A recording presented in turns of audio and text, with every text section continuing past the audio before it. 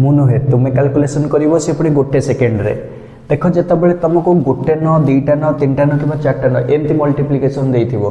कौन कर 6 को 9 रे गुणिबार को कही ताले 6 रो पूर्ववर्ती संख्या माने ये 5 लिखिदेव आउ यही 5टा को 9 रु माइनस करके लिखिदेव हो गला सेमती 51 रो पूर्ववर्ती संख्या 50 लिखिदेव गोटे कम करके वर्तमान यही 5 को 9 रु माइनस कर 4 यही 0 को भी 9 रु माइनस कर 9 होगा तुम आंसर 647 को 3टा 9 गुणब 647 रू 1 कम कर लिखिदेव 6 4 6 बर्तमान सबुटी को 9 रु माइनस कर 6 को 9 रु माइनस कले